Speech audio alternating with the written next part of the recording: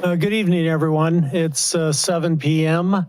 And tonight's Planning Commission meeting is ready to start for February 11th, 2026. Could we start with kind of an unusual call of the roll based on where everybody is in terms of being sworn in yet?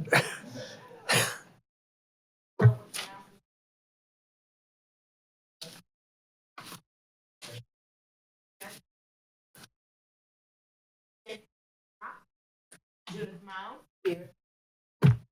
Here. Present. Jessica Lovick. Here. Brown. Yeah. Here. And Mike. Matthew Carey. Matthew. Here. Matthew here. Here. Okay, noted all members are present, and I think before we're going to start the meeting, should I do the minutes first, or should we go ahead and do the minutes first? Okay. Anybody have any comments or questions about the minutes from our December 10th meeting, our last time we gathered together? Anybody have any comments or changes?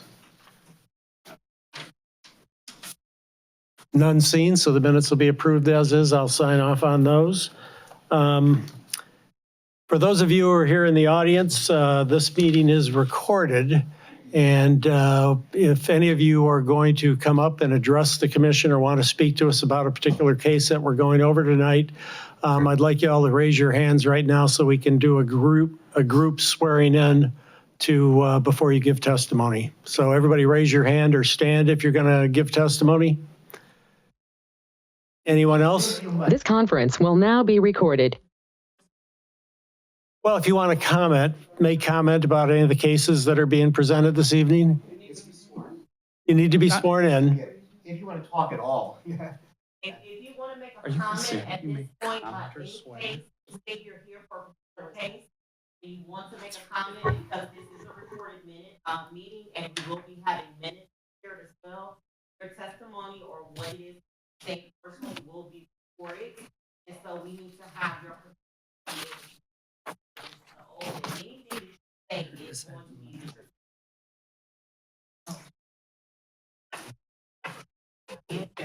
Okay. A quick point of order, Mr. Chairman. If someone, my understanding, I agreed to sit in for Mr. Hines last minute, so I haven't had very little time to sit with this. But my general understanding is that if someone wants to make a public comment when there is absent a hearing, and so my other also understanding is that this is a combined almost sort of hearing and meeting. Okay, so if someone wants to make a public comment during the meeting portion of the proceeding, there's no need to swear them in.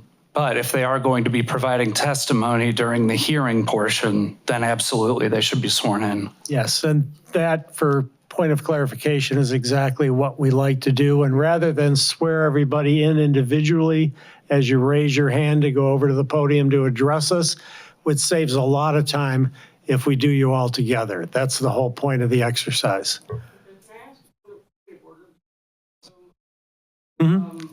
This is also a hearing?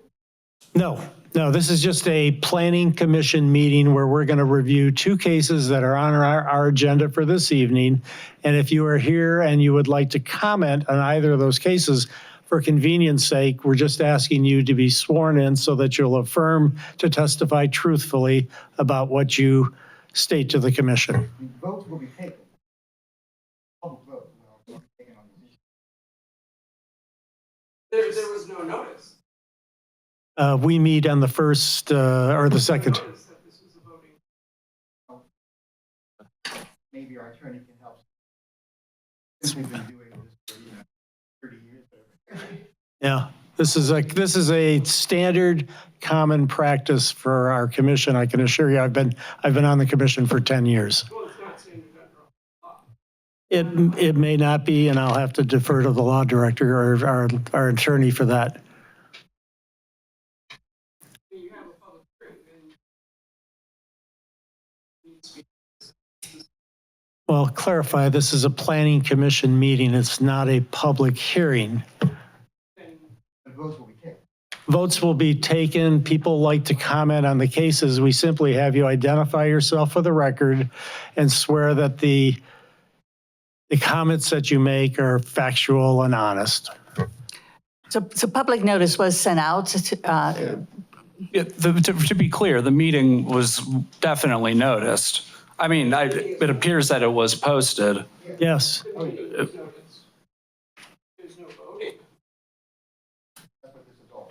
Yeah, we vote to approve the applications, approve or deny the applications for the conditional use permits that people are seeking from our commission to be able to modify or create a new business that's not in compliance exactly with the zoning for the property. Yeah, once we approve. No, not for a conditional use permit. Yeah. Correct.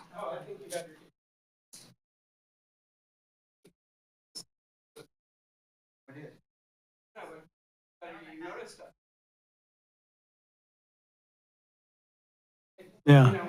With the law department. You've been doing it wrong for a long time and this is recorded. All right. Okay. Okay. We always go by our law department. Yes. All right. Are we ready to proceed?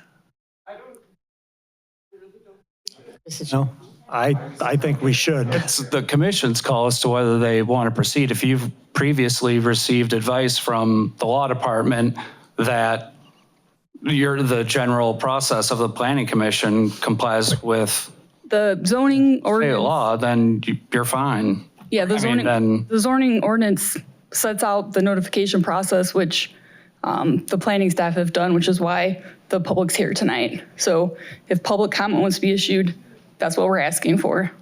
If you don't want to speak, you don't have to. Hold on. What if you just have questions? There will be an opportunity later in the meeting. All I'm trying to do right now is save the commission time on swearing everybody individually who asked to go up and make a comment to the commission. This is the notice that's on the city agenda. Yes. This is what everyone got. Notice it says comments are welcomed. Yes. Comments are emailable to blah, blah, blah. Yes, I have a, And they will be shared with you prior to the meeting. Yes. Please address your name and address on your email comment. These comments, which that's nothing about voting. That's why we're here to vote. This is a voting body. Why isn't it on your notice? Okay, I don't know. okay. I've been Yeah. dealing with planning commission meetings for Okay. 40 years, so I mean, All right. I'm pretty familiar with how they work. But okay, All right. I won't debate with you. Yes. Okay, what we're going to do is I'm going to just call everybody's attention to our agenda. We have two cases that we're going to cover this evening. The first one regarding Bremick Garden Center in Cleveland Heights, which I'm assuming most of you are available or familiar with. And then we also have a service station on Lee Road that is requesting a change in operation and so forth that's come before us seeking a conditional use permit to do so. If any of you here think you will be wanting to comment on either case as it's presented, I'd ask you to stand now and be sworn in or affirm that the and identify yourself when you get up to the podium, but for the time being, affirm that the testimony you make will be true and honest to the best of your knowledge. Can I ask for a bit of clarification? This gentleman said that to make it between comments on a topic brought up versus testifying at a hearing. I don't think we are clear which part of that were comments. Like, why do I have to testify that I'm saying something truthful if I just have a few things I want to say about topics? I don't understand that as a citizen. My first here.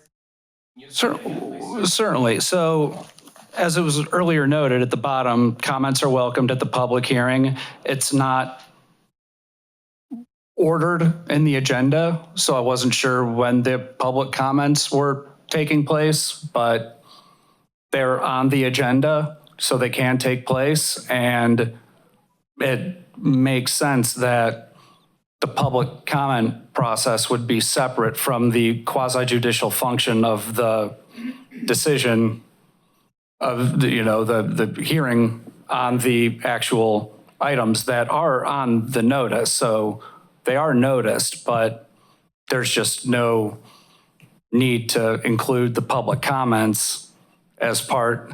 There's no need to make someone swear an oath in order to provide a public comment.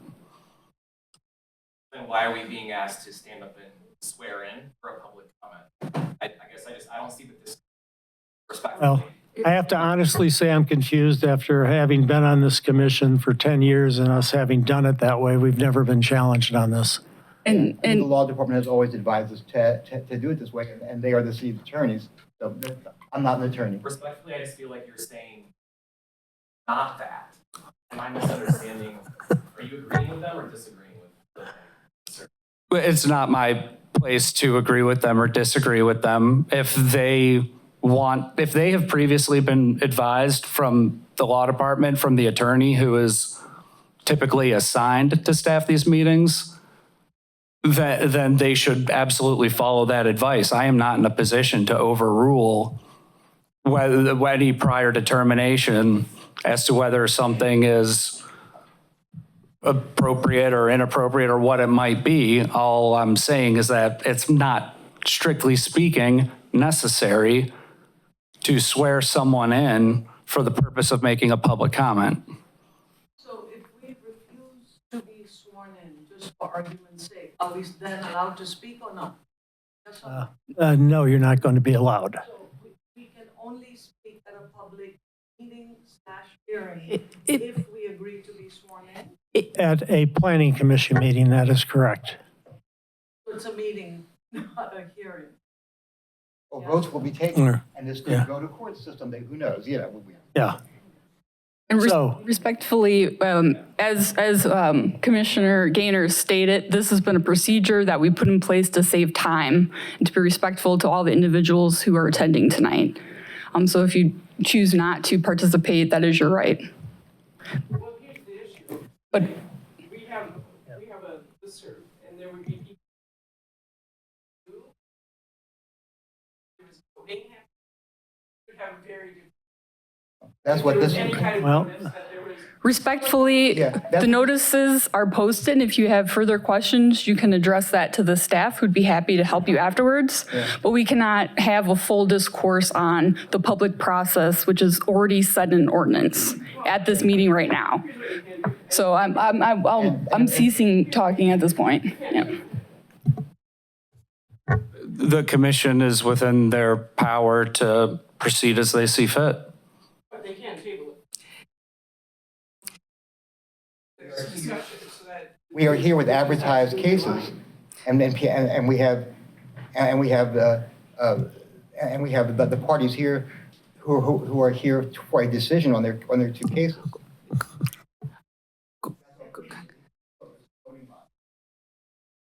Is your purpose that this?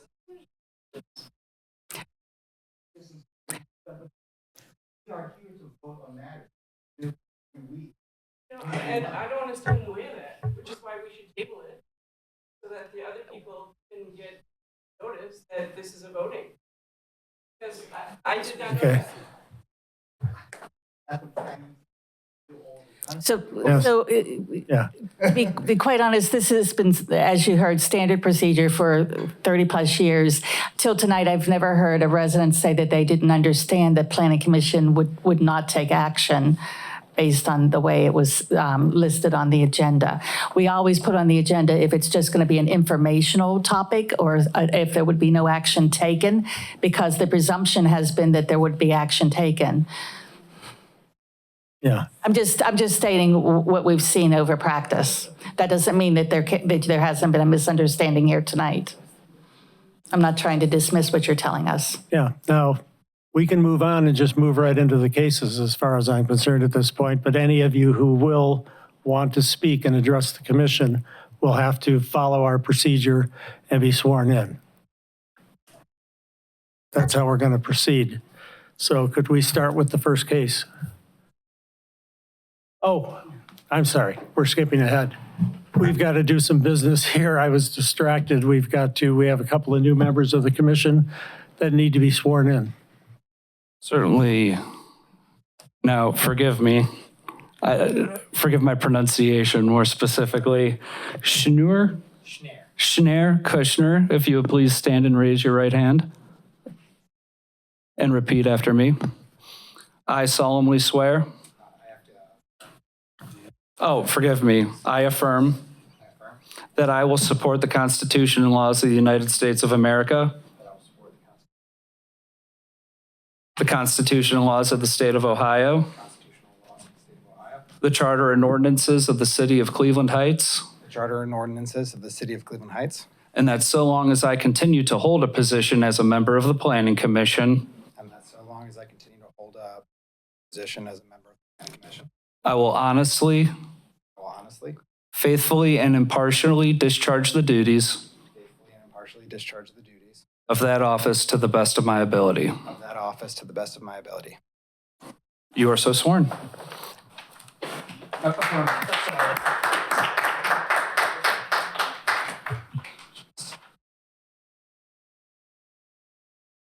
We have one more new commissioner that will swear in also.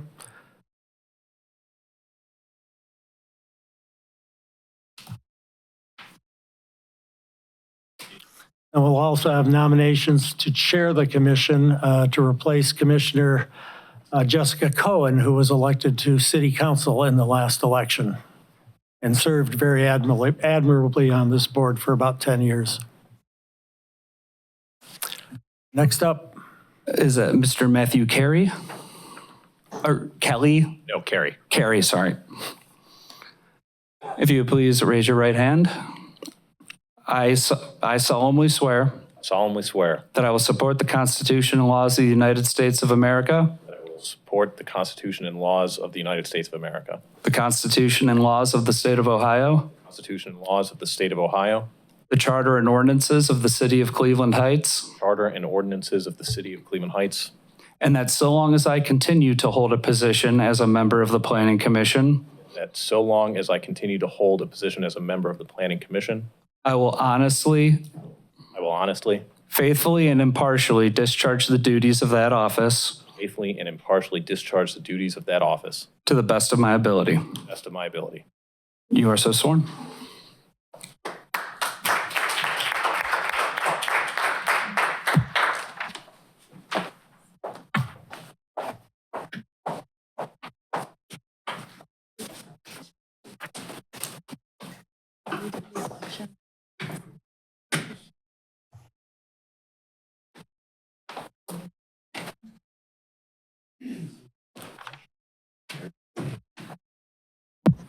Congratulations, gentlemen. Welcome to the commission.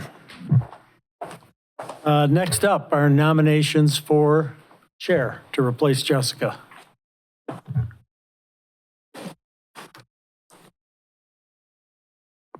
I nominate Mike Gaynor. Thank you. Second. Are there any other nominations? All right, we have a second. Are we ready to go to a motion to approve or a roll call vote, whichever would be appropriate?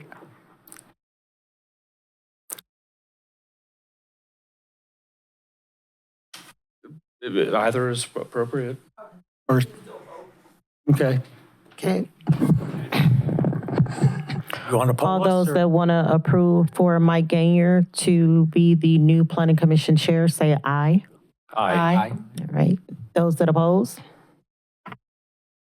The ayes have it. Congratulations, Mike. Thank you very much. You're welcome. I will try to do the best job I possibly can.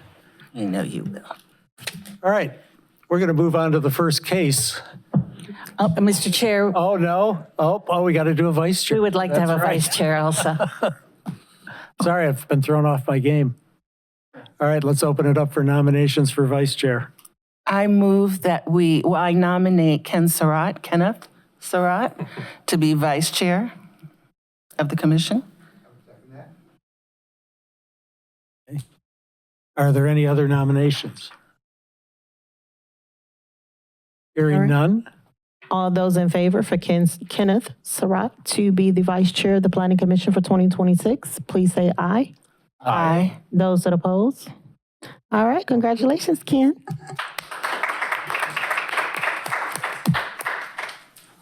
I look forward to your assistance, sir. All right, now, let's get started on the meeting. Let's talk about the first case. Brooke, are you going to take us through that? Yes. Are we getting sworn in?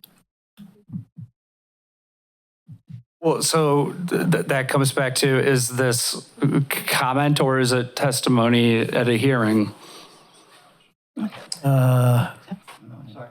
What is he? Yeah, this is the staff's presentation on the case. Sworn in.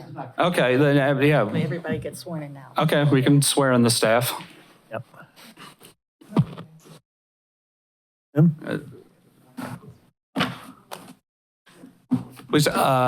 Please repeat after me. I swear and affirm to tell the truth, Tell the truth, the whole truth, and nothing but the truth, the whole truth, and nothing but the truth, to the best of my ability. to the best of my ability. Okay, this is All right. project number 262, and they're requesting a revised conditional use permit, or requesting a conditional use permit in order to allow an accessory parking lot for employee parking and to improve large vehicular circulation. The subject property is the third lot southwest of the Cedar and South Taylor Roads intersection. The entire lot has an area of 13,460 square feet. The property is zoned C2X multiple use and is surrounded by other businesses also zoned C2X multiple use in all directions. The applicant plans to demolish the existing on-site building previously occupied by Pizza BOGO and is requesting to place an accessory parking lot on the site for employee parking. Landscaping will also be installed on the lot. The creation of the accessory parking lot will improve access for deliveries and receiving bulk materials. The property will continue to house Bremix Garden Center's bulk soil and mulch storage for its primary location at 13410 Cedar, where they sell plants and gardening supplies. And these are the standards under which a conditional use permit can be issued. And staff recommends that the Planning Commission approve the request for conditional use permit to allow an accessory parking lot for employee parking and to improve large vehicular circulation with the following conditions. This use is not to be injurious to the use and enjoyment of other properties in the immediate vicinity or create a nuisance for adjacent properties. The applicant is to work with city staff to resolve any complaints from neighbors. The applicant is to return to the Planning Commission to update their conditional use permit if any significant changes are made to the site. The construction and installation of this use is to be completed within 18 months of the effective date of the permit. Any signage is to be reviewed and approved by the Architectural Board of Review, and the applicant is to submit a final landscaping plan to be reviewed and approved by the zoning administrator.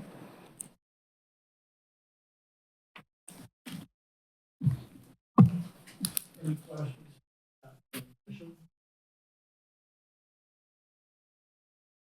I have one.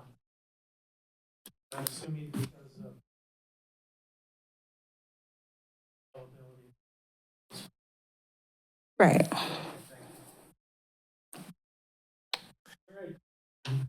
I had a question for staff. Go ahead. What is the condition of the Pizza BOGO building right now? Like, is it reasonably possible that a retail tenant could occupy that building in the future, or is it like heavily damaged by water or anything like that? I'm not sure of the condition of the building. The applicant could answer the question.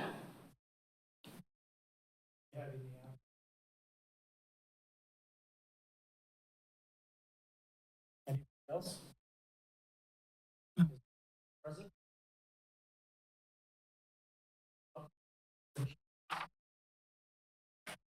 Selector, and when you get up there, you're gonna identify yourself, name and address, place of business, and before you do that, I want you to be sworn in. Please, thank you.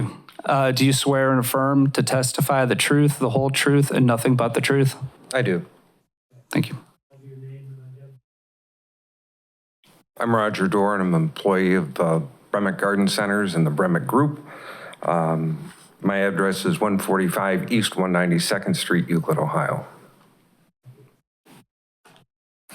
Information you can share with the commission about what's happened and why you're here. So this condition The Pizza BOGO building is in decrepit shape and is currently not serving the needs. We are the owner of that building and the property. We do not have a tenant for that building, nor are we looking to bring in a tenant. We're looking to, go ahead. Pull the mic closer to your. Try that again. You don't have to start over. So our purpose is to increase the viability of our business by aiding in truck circulation and traffic, mixing retail customers and their ability to park in our other lot with large trucks is a hazard, and it's not safe for people visiting the business. So that's why it's important for us to be able to bring large trucks in and make deliveries and so forth through a separate entrance. Anything else you care to add?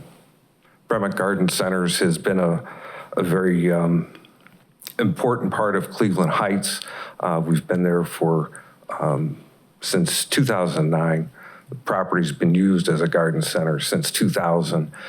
We look forward to a continuing positive relationship with the city of Cleveland Heights and its residents in being able to provide high-quality nursery stock advice and materials for their yards. Thank you. If you'd stay there for just a moment, would any of the commissioners have specific questions for the applicant? I do not. Thank you. Of that, I'm every year customer there, for gardens and supplies.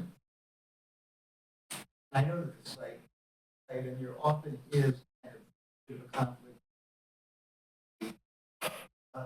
Outdoor supplies with trucks there, and then the customer is driving up. I can see where for space, make it easier, safer.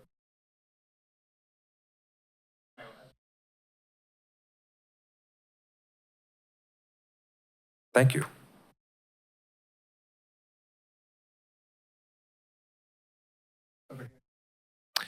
Can you speak more to the decrepit nature of the existing building that's there? Casement windows that have gone bad and need to be replaced, brick veneer that is coming away from the building, bad mortar joints. The building's in pretty bad shape. Sure. I assume that the new tenant will coming into the building, be up to the tenant, pay for all those repairs. More than likely on the inside, but not on the exterior. Right. Okay. Sure.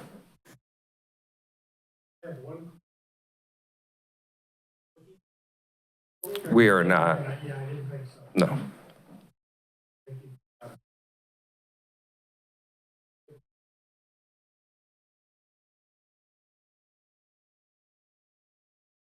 Thank you. Sit down. Thank you very much.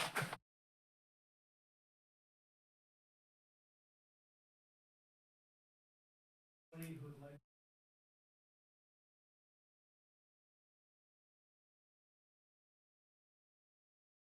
I would just like to ask a Would you question. please stand up, sir? We're going to need to use your name and address. I don't want to be sworn in or anything, I just have questions. You can't address.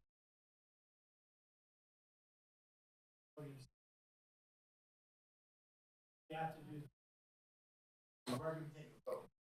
Well, it's not a voting thing, it's not for me to vote or anything. I just have questions about my property that's behind Sir, this place.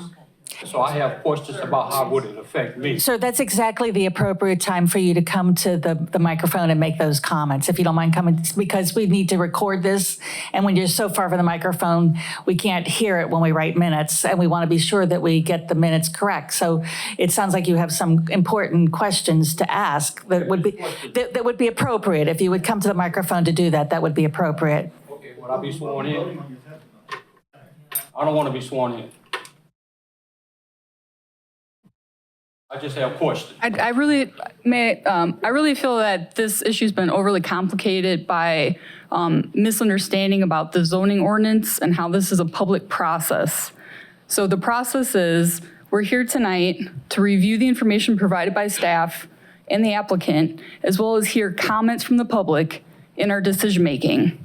If you want to support our decision-making with information you may have that's available to us, we need you to be willing to affirm that you're telling the truth and asking questions with good faith. And that's what the swearing in is. If you're not willing to do that, we cannot take your comment into consideration when we make our decision. It's not a comment, it's a question. Either way, it's the same thing. It's okay if you.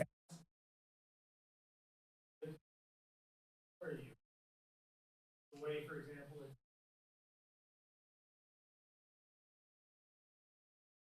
the app. Just a process. Anything, word or anything. You are.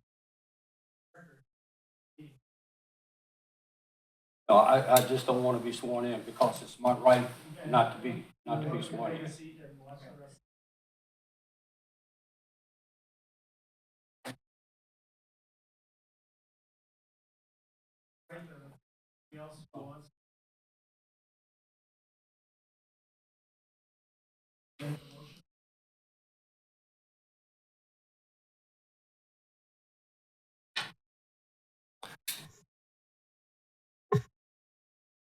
I'll make a motion to accept the staff's recommendations for project number 26-02, Bremen Garden Center, 13434 Cedar Road, to allow accessory parking lot for employee parking and improve the vehicular circulation with the 6 staff recommendations.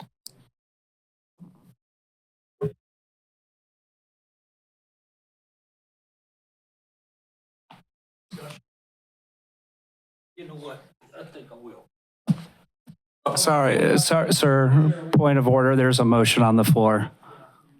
We've already closed the public comments. There's no one wants to comment.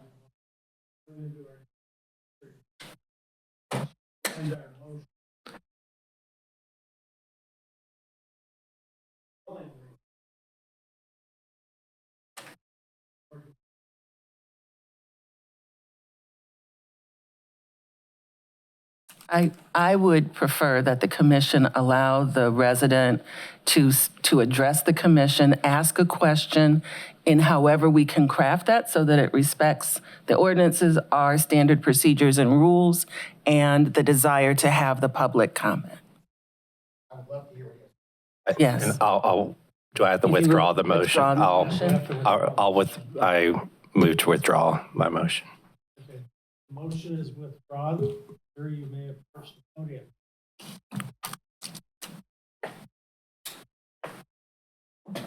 My name is Robert Hunter. I stay on 3421 Kildare Road. And the garden center is in right in my back. Mr. Hunter, are you willing to affirm that this will be truthful testimony? That's all I'm asking. Yeah. Thank you very much. Please proceed. Okay. Yeah, the garden center, I would like to know how they're going to protect my property as far as the equipment, the building, because we had this problem once before. The gutters is running in my backyard and it's flooding my backyard. And so with all this going on, how would this affect my property, the value of my property, and what are their plans to build a wall to keep all this stuff from coming over my yard? Because I can't enjoy my yard right now because of the garden center. Thank you for sharing that. Have anything else to add? No, that's about it. I just want to know what their plans are to protect my property. Thank you. Now that everyone has seen the process, does anybody else have a comment that they want to make about this case before we go into discussion and a motion? Karen? Sorry, I was just going to ask if you wanted, are we back to where we could talk to the applicant again? Yeah, I would ask for the applicant to come back. Yes. Yes. Would you please come back and address your answer to the commission?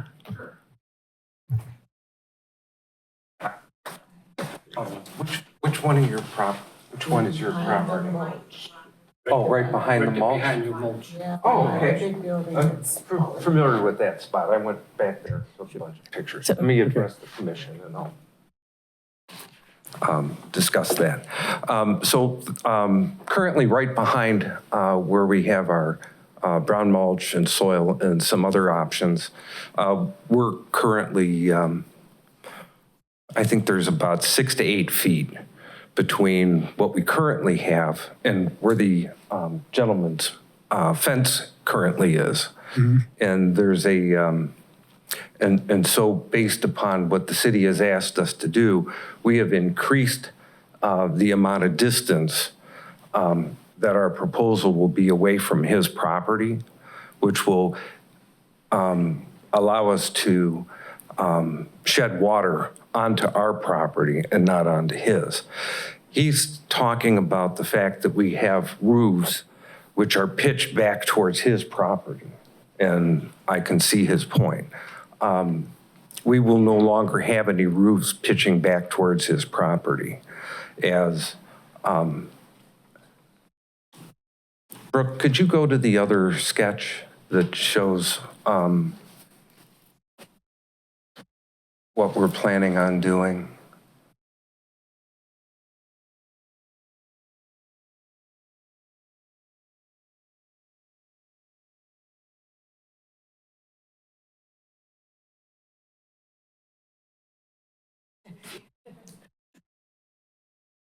There's like a front view. So, sir and ma'am, this is currently right here now, as you know. Sir? Yes, sir. Oh, in the microphone. The microphone. Yeah, and yeah, there is a handheld mic if you want to try that.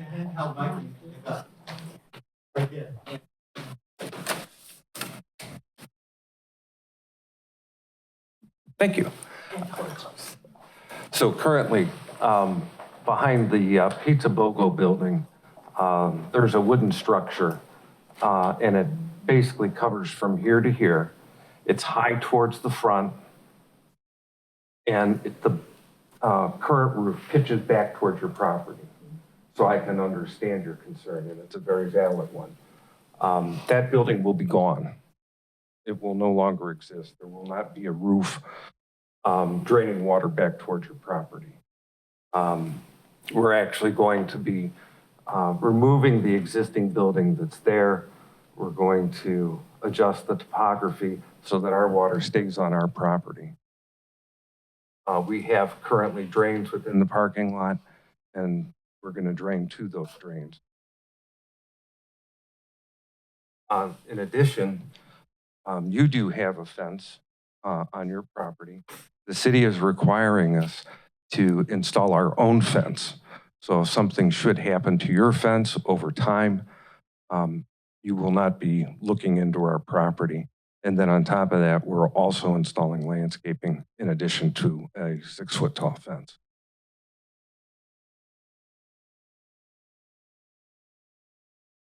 Thank you very much for that explanation. One of the things that those of you who have picked up information about this cases will note, one of the conditions that we're imposing on the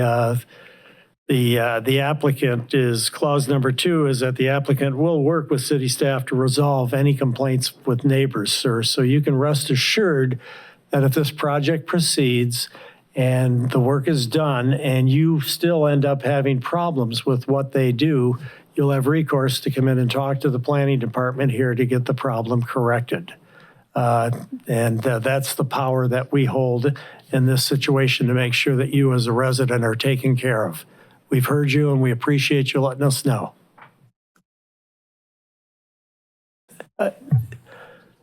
Sure, if you would step away from the podium. I have one question. Bring that mic close to your mouth if you could. Thank you. And give us your name. My name is Gloria Hunter. I'm at 3421 Kildare. I'm behind Bermix, not the mulch building, but the soil building. Are you saying that that building is going to be taken down? The one that has your compost in? That one's going to be removed. Okay, and no building there.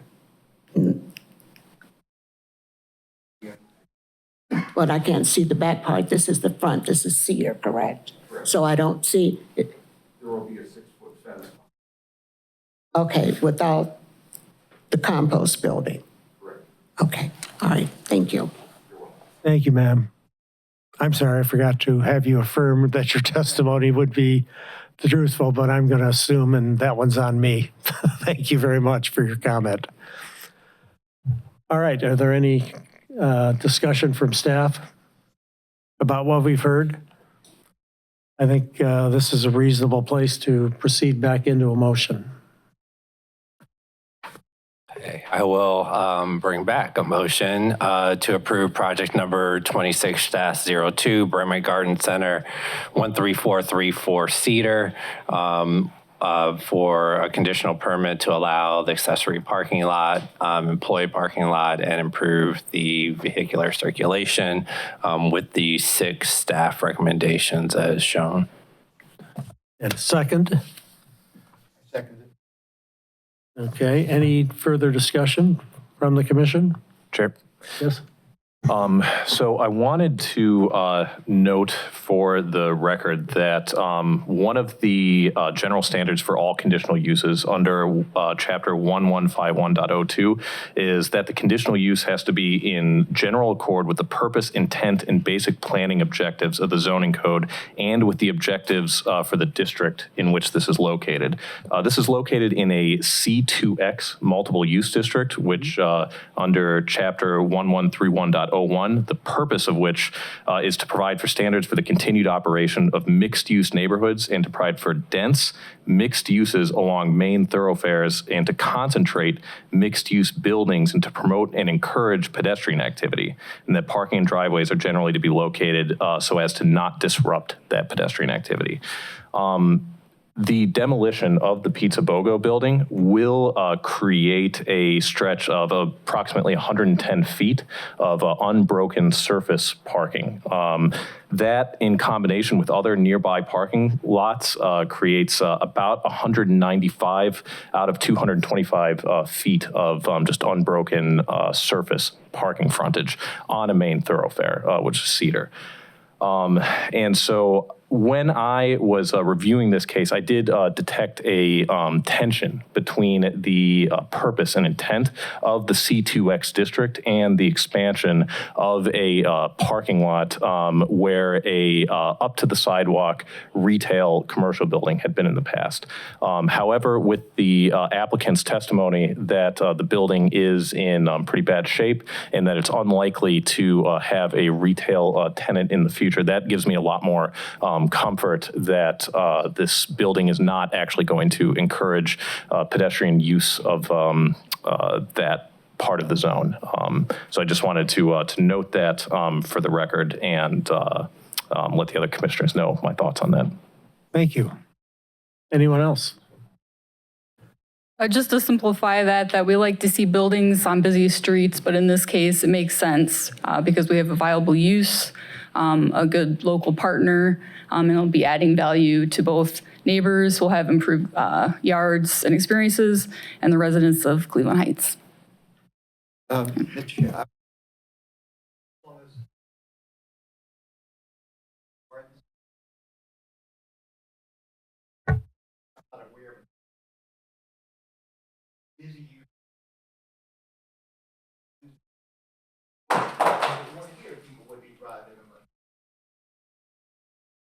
Yes, and I'll throw a comment in here.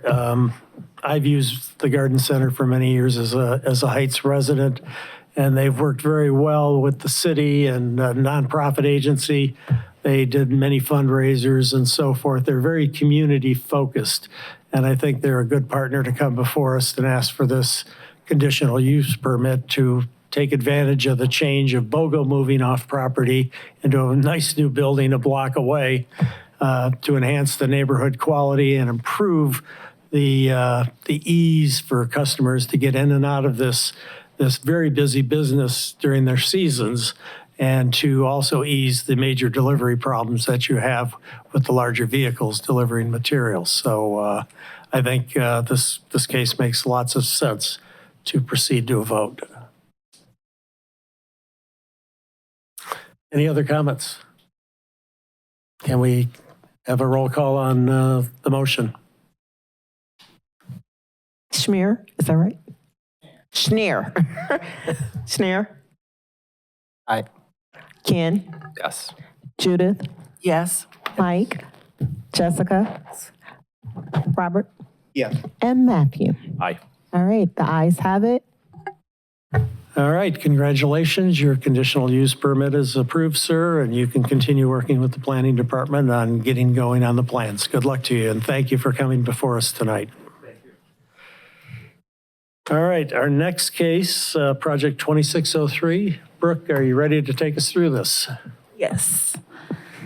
This is project number 263. They're requesting a conditional use permit in order to allow the operation of the on-site gas station under new ownership and conversion of the existing mechanic shop to a convenience store. The subject property is located northwest of the Lee and Essex Roads intersection.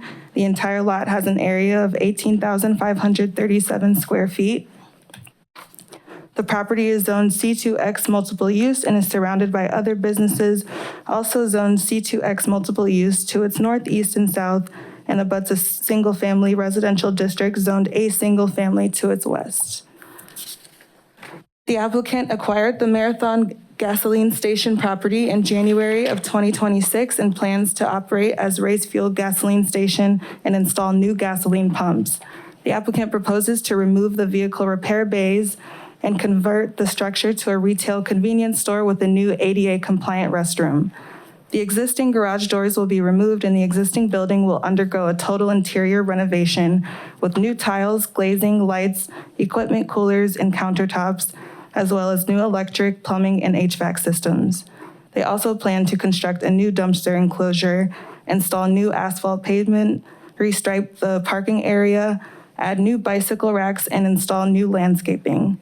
The interior and exterior of the building, as well as the canopy, will also be freshly painted. They also plan to install new interior and exterior LED lighting and a new camera system for security. The business will have a total of 6 full-time employees and will operate from 6 a.m. until 11 p.m. daily. They plan to have 2 employees working on-site at a time, serving an expected maximum of about 15 customers at a time. They will also hire a part-time employee to clean the building and exterior site between shifts. The proposed convenience store is a permitted use in the C2X multiple use district.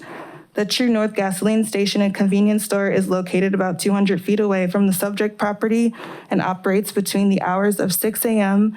and 12 a.m. daily, so the proposed use and operations are similar to nearby existing uses. These are the standards under which a conditional use permit can be issued. And staff recommends that the Planning Commission approve the request for revision to their conditional use permit to allow the on-site gas station and conversion of the existing mechanic shop to a convenience store with the following conditions. This use is not to be injurious to the use and enjoyment of other properties in the immediate vicinity or create a nuisance for adjacent properties. The applicant is to work with city staff to resolve any complaints from neighbors. The only services permitted to be performed on a vehicle are the dispensing of fuel, oil, air, and windshield wiper fluid. The location, display, or storage of rental trailers, automobiles, trucks, or other rental equipment on the premises is prohibited. No merchandise except fuel and oil may be stored or displayed outside of the building. Other than being serviced at pump islands, no vehicles are to be parked between the pump and the setback line and the property lines on either intersecting streets. A vehicle parked in violation is to be presumed to have parked with the knowledge and consent of the operator of the gas station. No junk, inoperative, or unlicensed vehicles are to be permitted to remain anywhere outside on the property for more than 48 hours. The applicant is to submit a landscaping and screening plan that is to be reviewed and approved by the zoning administrator, and the dumpster is to be screened as required by section 116610A. Parking lots are to be striped and bicycle parking is to be maintained in accordance with the approved site plan, and cars are to park in an orderly manner as shown on the approved plan. The applicant is to obtain all required design approvals for any signage and exterior changes to the building from the Architectural Board of Review. and all required construction and installation of the use is to be completed within 18 months of Planning Commission approval. Thank you, Brooke. Any questions of staff? Hearing none, I'm going to invite the applicant, if he's here, to approach the podium, please. When you get up there, I'm going to want you to identify yourself by name and address, and also our attorney will affirm your testimony. My name is Abraham Shahada. My address... A little closer. My name is Abraham Shahada. The address is 4620 West 196th Street, Cleveland, Ohio. Okay. And if we could get our attorney to affirm this gentleman for his testimony.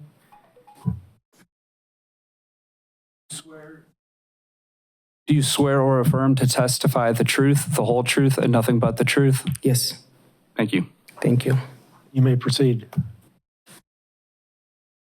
What would you like us to tell us about your taking over of this property and the conversion that you're going to put it through?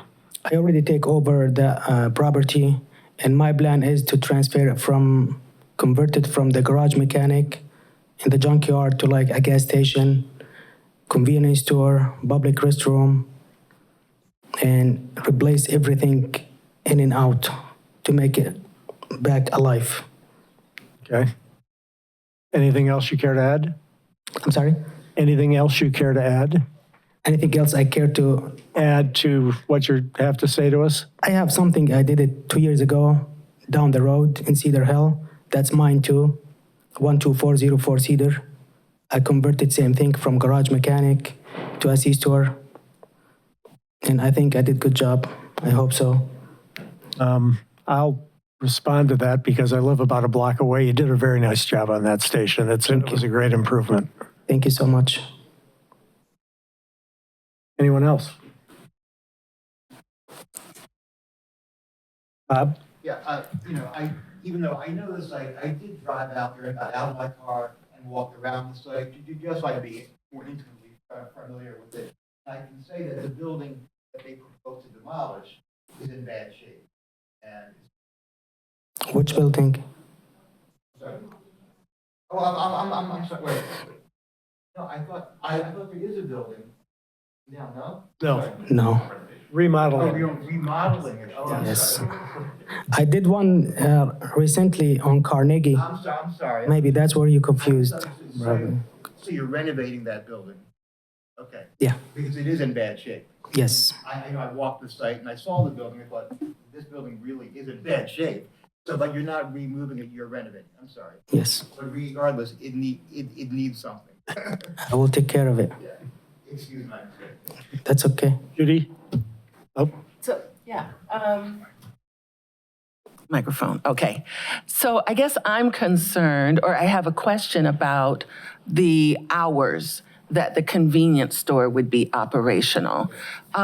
What's your thought, or maybe what would you say to residents nearby who are concerned with the later hours of a convenience store in what, at least on that side of the street, is sort of a residential neighborhood and maybe two gas stations right across the street from each other might create a sort of a, what's the word I want? Too many people patronizing at later hours in a residential neighborhood. What are your thoughts and what comments? I'm going to have a camera there, camera all over. Plus, we are closing at 11. We're not going to stay like 24 hours. So 11 night, we're going to be closed. Or you mean like after, like between 8 to 11? Yeah, in the night hours versus evening. I don't think so it's going to be that busy. Even in the winter time, I'm going to close at 10 or 9, just because it die out, which is I have another station in Shaker Heights down the road. And it's same thing, after 8 o'clock, it's just quiet. Okay. So then can I ask you, I'm sorry? Go ahead. Then what's the magic of after 8 o'clock? Then if it's not that quiet, is it just convenience for? Yes, if somebody need milk, medicine, bread, something cold, it's all going to be Seeing available. in your other locations? Yes.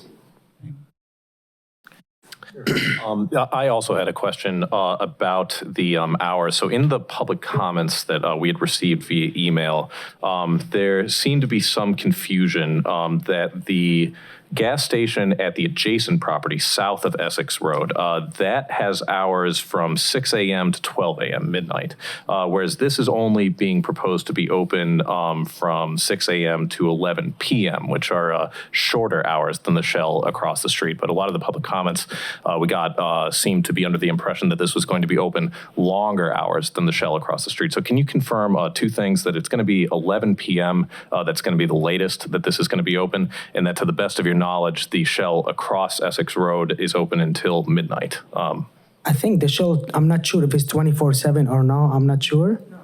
I don't know. Yeah, an internet search that I had done had suggested that it was midnight. My plan to close at 11 night. In the winter time, I'm going to close earlier too. Thank you. At the Shell's gas station, it's open until 12. And also I spoke with Police Chief Britton and he was okay with the hours going until 11 p.m. He didn't have any concerns about it. Thank you. A brief point of order, Mr. Chairman. Just a reminder that if you're reading from comments that were provided earlier and you want it to be part of the record, that you should just identify the document and add it to the record. So, Mr. Chair, you have copies of all of the emails. They were forwarded to you electronically, but you also have paper copies of them. And so you need to just make sure that you are stating what they are and ask that they be entered into the record. And then. All right, I'd like to add all of the public comments that we got. I think at least 5 or 6 of them mentioned the hours issue, and I was going to raise the question with you folks, what were the hours of the Shell station? But Commissioner Carey has already answered that question for us, and so I think that's kind of a moot point at this point. But I still like to note that all of the comments that came in since we referenced them become part of the record. Okay. Is that sufficient? Yeah, we just want to make sure that we get the number of comments correct. And then I think that's sufficient, because if you say submitting the 4 comments received on such and such a date, then when there are 4 comments in the record, it's sufficiently clear that those are the comments you're referring to. Yes, okay. I think there's a Whatever total the sum of the letters 14. were would be sufficient. There's a total of 14 comments. Oh, there were 14? Yes. Okay. I didn't count them all. I know I read them all. And you have copies in front of you. Yes, we have copies of them right up here. Okay, any other questions for the applicant? Jessica? Confirmation on the existing kind of parking and traffic flow, that there's no substantial changes being proposed for like the parking spaces and traffic coming in and out from the existing conditions. You mean it's going to be like more traffic than right now? Oh, no, just what you're anticipating, like with parking spaces, you're not. At the parking space, we have about like 9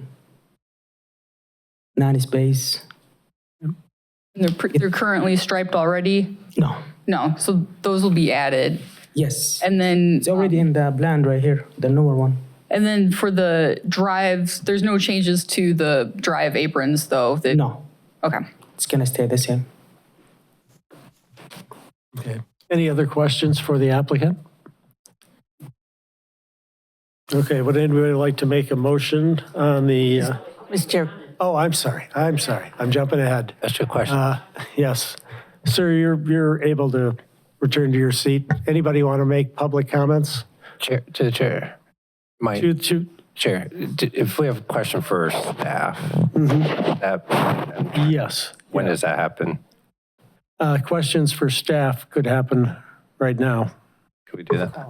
Okay. The question I had, we talked, I think a lot of the, some of the concerns that were in the 14 documents, as well as about, complaints about music, all that. I did, Brooke, you mentioned that you talked to the police chief. I was just curious, were there comments from the chief around the existing gas stations that match the testimony? For this location, he didn't bring up any he just said that he was glad to hear that they were closing at 11. He was happy with those hours. Thank you. Thank you. Anybody else with questions for staff? Look, we've had, or maybe Karen, we've had some other partners in the community or establishments, maybe I should say, who have sought longer hours and who have been before planning committee. Are there any lessons learned from those establishments that were applied to this application in terms of longer hours or the mix of business in a carryout or something? I think that, Brooke did a good job of reviewing this with the police chief, who would be the police department would be the entity who's aware of nuisance behavior or nuisance activity. And I know that she probably should address this because she spoke with them about their other site here in Cleveland Heights also. So not only was he not concerned about this particular location, but you should share that because you've talked with them. Sure. Yeah, the previous application that we received last year for the True North location, he did have concerns about, and he outlined those with. But did you not talk to him about their the fuel? About the race fuel location? About their Cedar Road establishment, and that he had no concerns with Right. that. Yeah, he didn't have any concerns about that location. Okay. Okay. Thank you. Yes.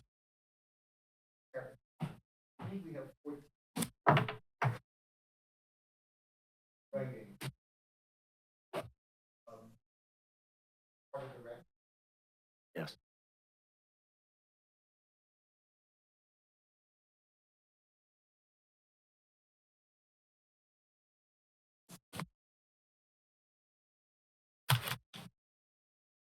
All right, then, we're going to start public commentary. Who would like to address the commission?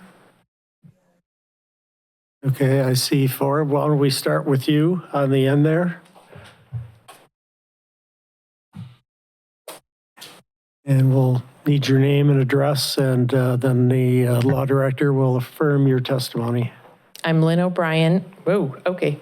I live at 3095 Essex Road, which is within the block, the first block to this gas station. Do you need anything else?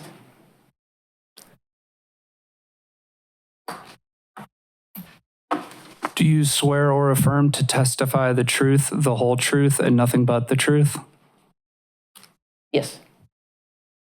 Okay. So I think the biggest concerns, and I know what many of my neighbors wrote as well, it's the previous business did have a gas station, and it was an auto mechanic shop. And right across the street, as you know, is the Shell station in True North. And by your notes here, I'm looking under the standards for conditional uses that I got off the internet, the Planning Commission staff report. It's 210 feet away. So we're now essentially going from an auto repair shop and gas station that opened early and closed early. It was closed by about 5 or 5:30. It was not open on Sunday. That's the problem with the extended hours, not just extended hours in general, but extended hours here and then extended hours that already exist across the street. And when True North and the Shell station last October requested to be open 24 hours, our neighborhood, Essex Road being our neighborhood, because we are abutting this and bearing the brunt of all of the traffic that's cutting through to get to these gas stations. It's an extremely hazardous intersection to start with. And I did write a letter to this effect. But it's a 2-block street, and it's being treated like it's a thoroughfare, and it is, because people are cutting through to get, they will now be cutting through to get to this place as well. And that's the concern about the extended hours, is that now we have essentially 2 places. They might as well be identical, and they are going to be identical in use. And they're going to they might as well be open the same hours because it's only an hour difference. That's just in the complaints that we wrote in October. It says here, like under here, it says, we have not received complaints regarding the current use. Well, this is going to be totally different than what was there before. And the traffic is going to be intensified, which is going to increase the safety issues that we already have and already expressed in October very strongly. We have had accidents on our street that should never happen because cars are speeding and they're not our neighbors. They're people who are just cutting through because it's convenient. Partly, probably because there's access at the end of Essex Road on both sides. And I understand that those access points are to alleviate the traffic on Lee Road, but it's affecting the residents on Essex Road. I walk there multiple times a week, and I can tell you, it's very hazardous. I have almost gotten hit many times because people are not paying attention. They're in a hurry to get in here or to take a right turn. And nobody's acknowledging that. We have not heard anything from the city regarding, and we have actually asked for, I don't know what you call it, speed bumps or something to deter the traffic or slow it down. And we get nothing, like nothing from the city. Nobody has responded.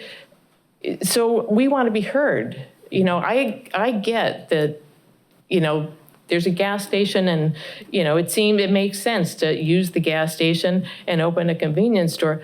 But all of this is affecting the residents on Essex Road. And nobody is listening to us. And it is really affecting the quality of our life. We have children on the street, we have elderly people, we have pets, we're walkers, we're out in our yards. And cars are just buzzing by. And what about us? That's my question is like, where do we come into this? And I don't think the business owner, they can't take care of that. I mean, I don't get the planning here. You're just basically rubber stamping this is what it kind of sounds like. Because according to this, they meet all of the conditions, but you know, it says will not be detrimental or endanger the public health. Well, Essex Road is included in the public health. Let's see, where else do you say? The conditional use will not be injurious to the use and enjoyment of other property in the immediate vicinity for the purposes already permitted. Well, we are directly in the vicinity and it is injurious to us. So that's my comment is something needs to be done because this is going to intensify the traffic. All right, thank you very much. No, I think let's move on. Let's move on. Next. Good evening. Go ahead. My name is Thridi Umrigar. I live at 3080 Essex Road. And I swear that whatever I say today will be the truth and honest to the best of my ability. Good enough or no? Works for me. Thank you. All right. I think I'd like to start by asking two questions. The first is, what time did Bryan's Marathon gas station close? Do any of you know?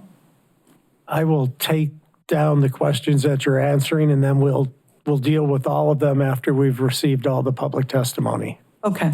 So time of the previous or the current operator? Yes. What time they closed? And secondly, and this would be helpful if somebody could answer this in current time, could this particular property, after Bryan closed his gas station, could it have been zoned some other way? I'm genuinely asking this question. I don't know a thing about how zoning works. So could it have been converted to residential? Could it have been sold to, say, somebody like Anatolia in case they wanted to expand? Or was it just a default, one gas station has to replace another? Anybody know the answer to that? Those are good questions, and we will answer those questions along with all the others that might be raised. So thank you, unless you have more to add. Oh, I have plenty more to add, so get comfortable. Would you put up the staff recommendations again, please? The very first one.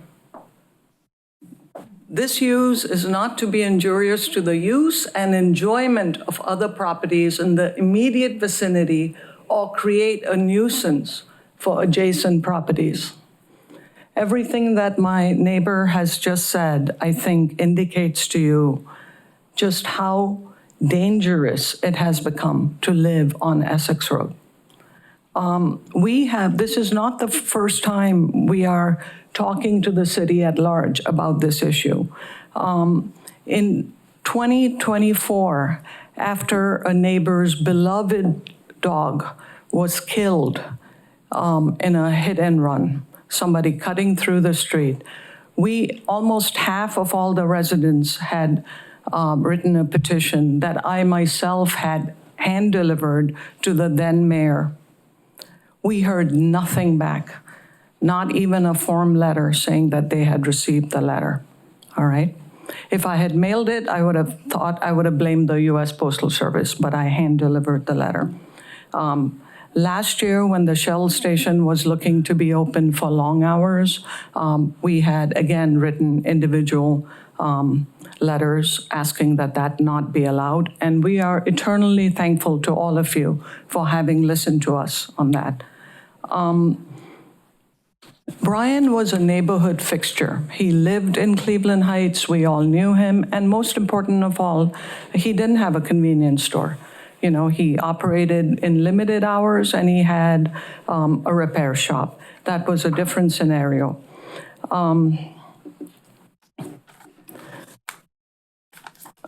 There's so much more I want to say, but let me just, please, give me a minute to just look at the most important things. I am a professor at Case, and I'm a professional creative writer. My office used to face, my home office used to face the front of my house for many years. A few years ago, I actually had to move my home office because in the summer, I like to have the windows open and the noise of the traffic was just, it was impossible to focus on my work. I have counted up to 12 cars, and remember, I'm under oath here. I have counted up to 12 cars sitting at the edge of my driveway, waiting for all of them to whiz past me before I can pull out of my own driveway. This is what the two gas stations at either end, within 200 feet of one another, has brought us. I challenge any of you to move in onto Essex Road and maybe imagine what your vote would be like to approve of this project if you were one of our neighbors. We welcome you into our community, but I can tell you honestly, if this is approved, I will take it as a sign that my city does not care about me. And I love Cleveland Heights, but I am ready to move. We have all made major, major investments into our own homes, and we will never see a return on those investments because of the nuisance that these two gas stations have created. Thank you for listening. Thank you for your comments. Sir? Good evening, Joel Forker, 3161 Essex Road. I swear my statements and testimony will be truthful to the best of my knowledge and ability. Does that work?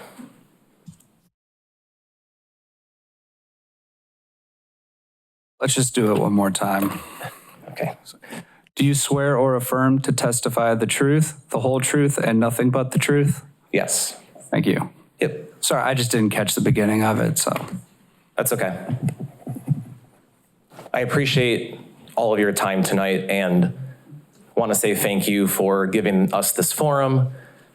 Thank you for helping us learn how this works. I think, respectfully, one thing that's abundantly clear, many of us have not been to a planning commission meeting before.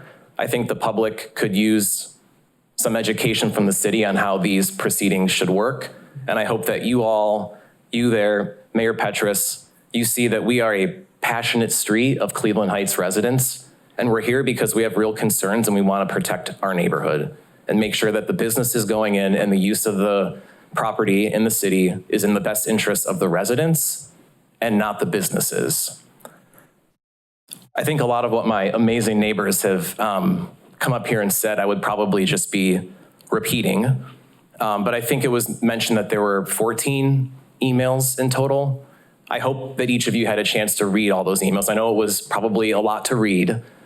So I was gonna come up here and read my email, but I think you've all read it already. So I won't spend the time doing that, but I hope that also illustrates how passionate we are about making sure that this is done properly. I think what was mentioned earlier was that the previous use of the property in the Bryant's Marathon, if I may call it that, the police chief and others that were maybe asked about this didn't say there were any serious complaints about noise or police being called out. But I think it was pointed out the hours that the gas station and service center were open are very different than what's being proposed here. And I think you probably need to look respectfully at that same thing for the Shell across the street and what complaints and police activity has been at that location, because I suspect you will find a good amount. The traffic has just been eloquently described by my two neighbors. It's everything from city buses. I call them the yellow flashes. I'm sitting at home working. I'm sorry? School buses, pardon me, school buses. Flying down the street, a yellow blur, barely even see that it's a bus except that it's yellow. And a variety of other cars that go up and down the street, some trying to beat the green light or beat the red light, but a lot of them just trying to get to the gas station and get back from the gas station. We've had at least 3 occurrences of traffic veering off of our road and onto our property. There was one that I had just come back from walking my own dog a few years ago, and 2 minutes later, a car blew off the street and busted down somebody's brick steps and ran into a tree. I could have been there, and I could have lost my life, and my dog could have lost her life. We had a dog lose his life on our street not that long ago, and we do feel like our concerns were not heard. So I guess I'll just close with, I hope that the Planning Commission takes everything we brought here, including before the meeting, and hopefully just sees it as how passionate we are, that we really want to make sure that this is good for our city and for our neighborhood. We're close-knit. I put that in my letter. This is very, very important to us. Thank you for your time. Thank you, sir. I'd like to.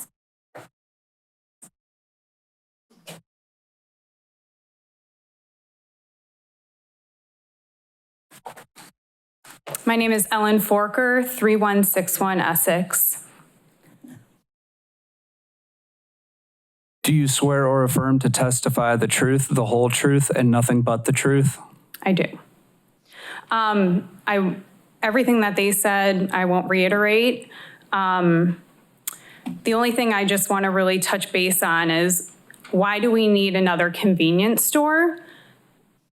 We literally, if you think about even just a mile, you have the Shell, then we would have Race Fuel.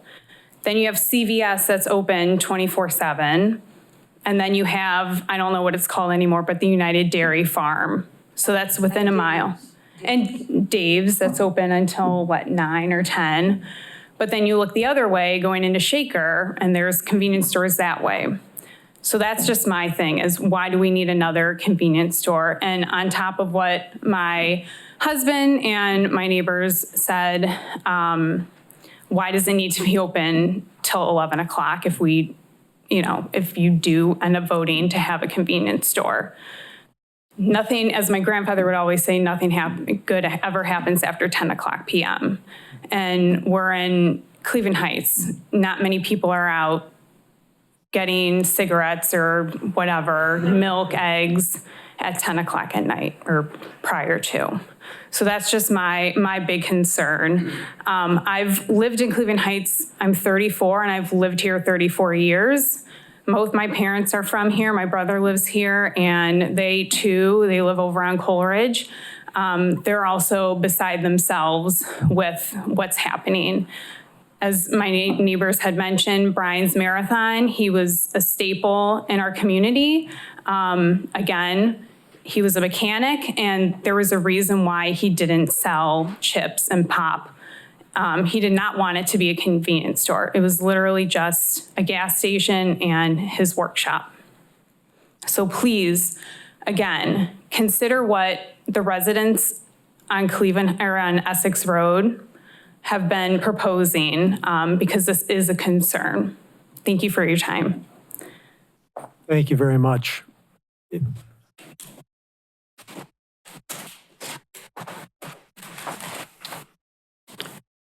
I swear.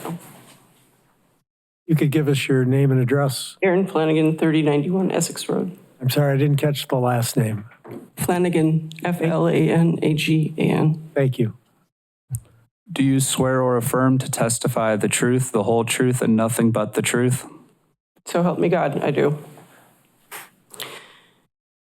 Just hours before this very meeting, I got notice that staff had recommended that Brian's Marathon become a convenience store. This isn't nostalgia, and you heard a lot about Brian's, and he was a great guy, and I wish him well in his retirement, wherever that takes him. I really do. He saved me from a lot of vehicular mishaps. But he's gone, and this isn't about Brian nostalgia. It's about the now and the future. And what we're talking about is not just a convenience store, it's about saturation. There is the True North Shell right there, and right across the street, 4 car lengths, 2 car lengths really, away is another set of pumps that you can go to. They have the same price generally. You can make your choice to go left or right. What they don't show, what is not shown in the applicant's visual, is that there's a green light, red light, stoplight right there. And it's true that people zoom up Essex right past my house. I used to garden in the front. I got a fence, and now I garden in the back. Too many cars, too loud. Zoom up the street trying to hit the light. Essex turns into Silsby. You get onto Silsby, you have a clear path to Taylor, Warrensville, et cetera, the entire east side. Where we are, it's residential. There is grass, there are homes, there are children, there are dogs. There's now one less dog. His name was Jojo. He was on a leash. That leash was in my hand. We were crossing the road, and Jojo, his 6-foot leash, got hit by a car. We know who did it. We know who did it. Brought it to the law department. Tough, too bad. Wild dog. Not a wild dog, 16-year-old dog, tawny dog. I was holding the leash. Leash snapped. I still have it on top of his urn. That car didn't make the light. That car got followed. That's how we figured out who that was. But that's what he was trying to do, 8 o'clock on a Sunday morning, going so fast that he either didn't see because of the glare, or he didn't care that there was a woman walking her dog, just really going to Fairfax to go run around with a ball. That never happened. But it's not about that either. It's about saturation. We have a convenience store. We have gas pumps. We have people. That's the most important thing. I'm a business person and a lawyer. The most important asset you have are your people. As residents yourselves, you know that your neighbors are the most important people that you have other than your family. I just ask that you take a look at what they're trying to do. A convenience store on top of a convenience store doesn't make sense for Cleveland Heights. It kind of looks bad, no offense. I have friends in Shaker. It wouldn't happen in Shaker. I'm not from Ohio. I have lived, and I am a property owner. We are all property owners here on Essex Road for 17 years. I ask that you not approve this conditional use for this property. Thank you. Thank you. Is there anyone else who would like to make some public comment on this case? Well, if you, go ahead, I'll allow it. Go ahead, just. I'll make it very quick. As long as there are different points than we've heard, I've come up with a significant list of questions to have answered for you. Just a reminder that you're still under oath. Yes. And I'm still tritium regard. Yeah. So when Jojo was killed, Aaron's dog, the city actually, the one thing the city did do in response to all this was post cops on our street for roughly 2 weeks. And believe me, we would hear the sirens, you know, when they would stop somebody, literally go off like every 5 or 10 minutes, not even 10, 5 to 7 minutes, around the clock for 2 weeks. So that should give you a sense of, you know, when I heard that the police chief said that there was no problem with approving this gas station, it reminded me of those 2 weeks after Jojo was killed. So that's one. The only other point I want to make is, from what I can tell so far, this new gas station is posting gas prices that seem to be between 40 to 50 cents less than the Shell station. If that continues, we can all imagine what's going to happen, right? People from all over the city are going to flood to this gas station, which in turn simply compounds all the problems that we've talked about. Thank you, and thank you for allowing me a second shot at this. You're welcome. All right, seeing that there's no more public comment on this case, I've compiled 7 different questions that I'd like to ask, and I assume some of you on the commission maybe have some. And I'd like to start this portion of the meeting by addressing these questions to staff for clarification. The first one being, what are the current hours of operations for Bryant's? Do we know? I'm not positive. I believe they close at 5 or 6. Is that correct as far as you know? Okay. Mr. Chair. Okay. And then the second, I'm sorry. Sorry, just a So, go ahead. quick Google search says that it's open from 6:30 a.m. to 6 p.m.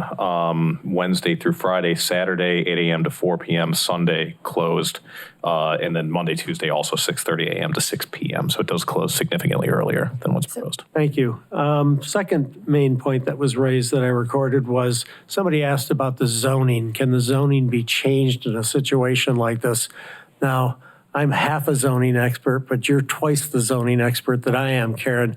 Would you kind of address that question for us? So there is a procedure for zoning to be changed. However, that is along the commercial corridor. So it would, you know, the process would be there have to be a request to rezone, and typically you don't rezone just one parcel. And the current owner wants to use it for a commercial use. And so you wouldn't typically see that along the commercial corridor where you would want to change even a corner property to something that's not alike and matches the balance of that corridor. Because then that does exactly what we heard concerns about before of the C2X of interrupting that corridor and the businesses. Mm-hmm. Okay, and it's consistent with the current use? It is consistent with the current use and the current district that it's located in. Okay. There was a question of public safety being ignored in the past, and that's kind of like the big elephant in the room. You know, we've had a change in administrations. I think everybody knows that. And I think you can be assured that things are going to be a lot more responsive going forward. It's interesting that the chief didn't note any particular problems with this application in view of the testimony that we've gotten here. Did you discuss traffic at all on this street? He didn't say anything about traffic. Okay. All right. And do we know if there is a traffic impact study that's been done for this case? I didn't see one.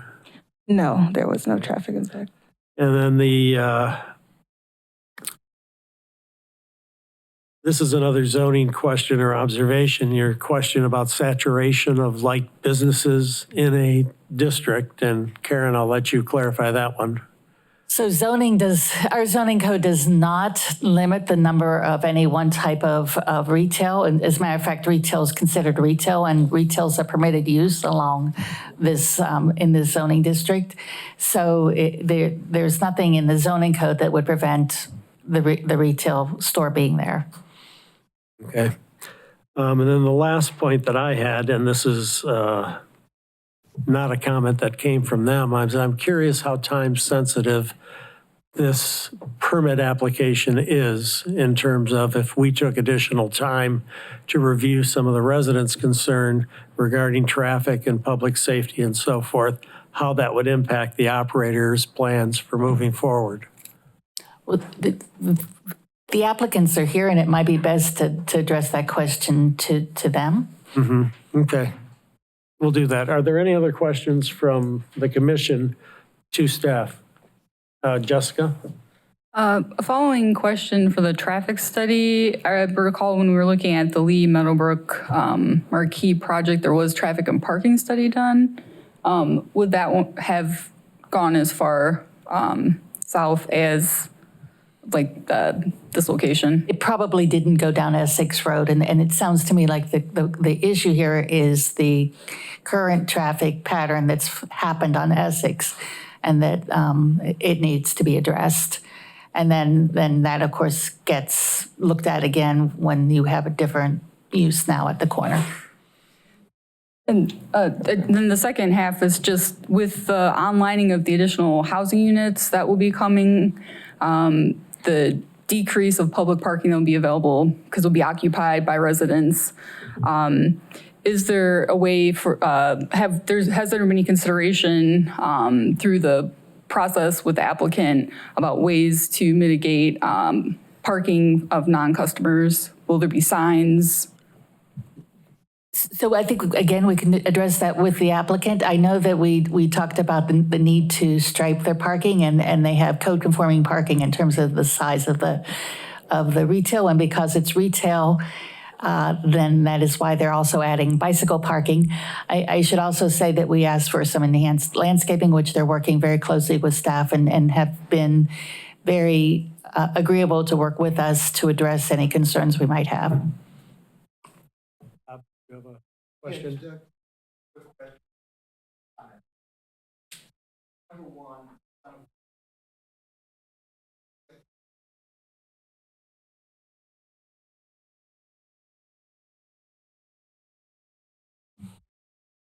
No, the applicant said they weren't changing the curb cuts. I realized, when I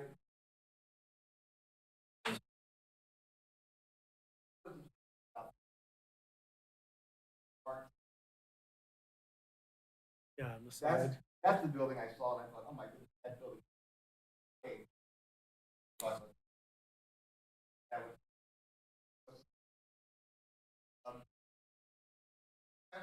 so,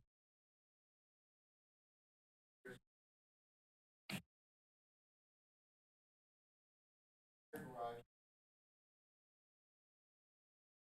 And I am generally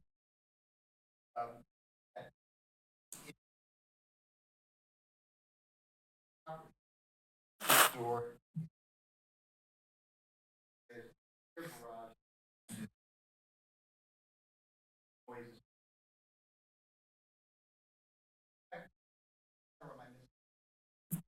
You are correct. So the auto use that is currently here, both the auto repair as well as the gas station, are prior non-conforming uses. So as long as there is an auto use that has been there and it's continued, it's by code allowed to continue. So what is happening here is they're proposing to no longer do the auto repair use, which was, as we saw in one of those earlier photos, there were a lot of cars parked around there. And that's typically when we see vehicles being, as the board knows, because you've taken on this challenge of trying to help people come into compliance with our zoning code. The auto repair shops often have problems with people picking up autos after they're completed or if they cannot be repaired. But so what they're proposing actually is moving the property more towards a permitted use, which retail is permitted. And you're correct, if they did not have the gas associated with that use, it would be a permitted use and it would not be coming to Planning Commission for a conditional use permit. It's because they're offering both services together that they're here for the conditional use permit. And the final question. I realize all for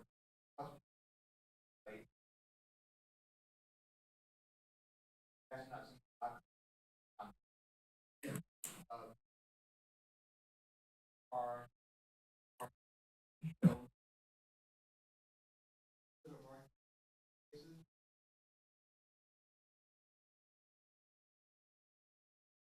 my question really is that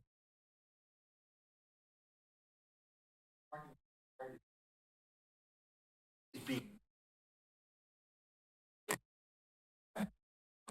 Yes, they have the required number of parking spaces and bicycle. They have more than the required number of bicycle spaces as well. and I'm saying even though they have the right number of spaces, residents generate traffic than an auto repair garage. That's not something coded. Yeah. I understand why the residents are will be granted.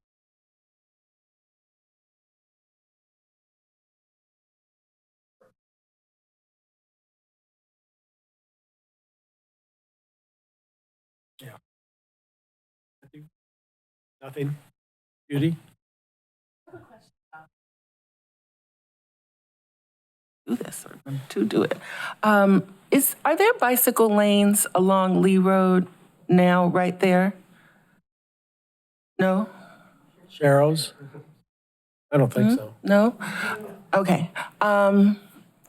My concern is that we're not just talking about pedestrian, that we shouldn't just be talking about pedestrian traffic and retail in and out and vehicular, but also bicycle traffic. Because I think anybody who travels around there, who doesn't live there, but who just happens to drive by can see it's a very congested stretch of road.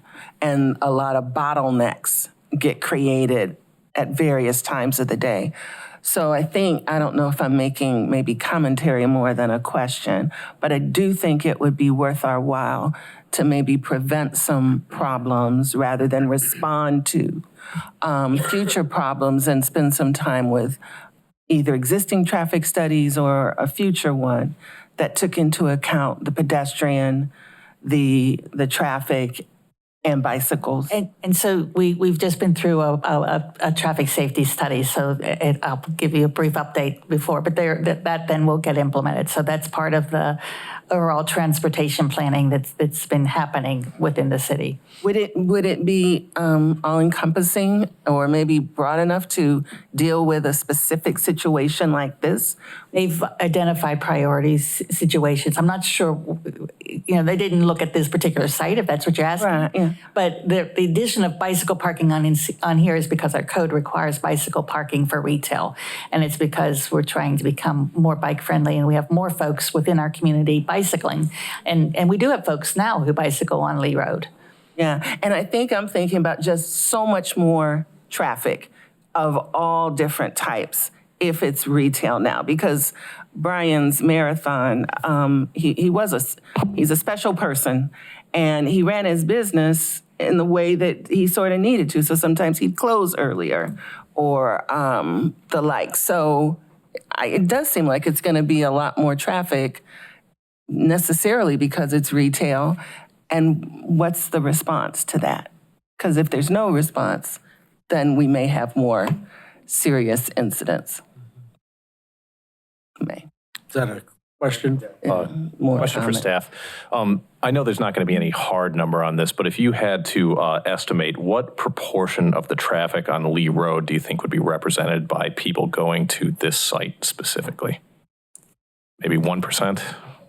It probably would be a low percentage. You're probably correct, because Lee Road has traffic going to various locations, not only within the district, but beyond the district. Ken? It's very clear. I think what I'm hearing from residents is concerns about safety and cars, traffic number, and one of the things into a residential neighborhood. And one of the things that I'm recalling, I believe it's the Dunkin' Donuts in University Heights off of Cedar. If you're coming out onto the site, there's a sign there that says you should not turn right and go down the residential street. And I'm curious if how that comes about. That zoning, is that something that we can do through our powers to at least have some sort of signage or ways to prevent or to deter people from going down the residential street?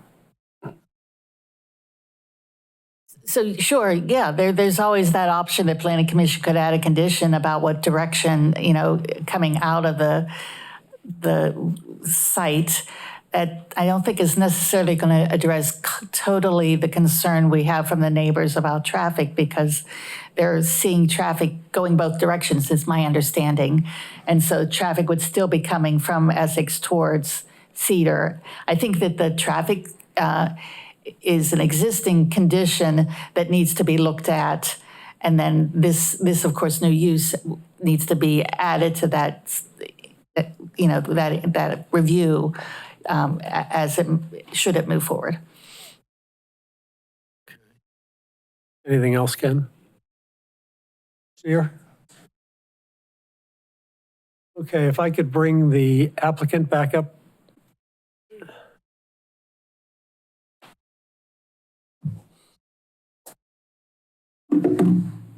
Yes.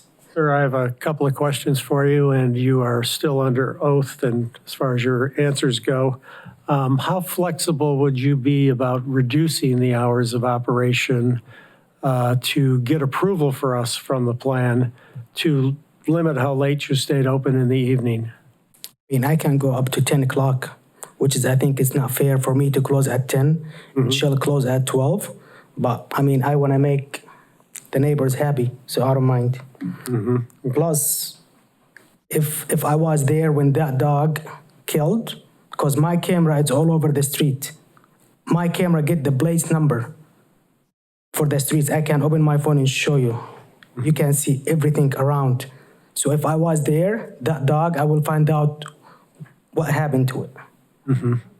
Yeah.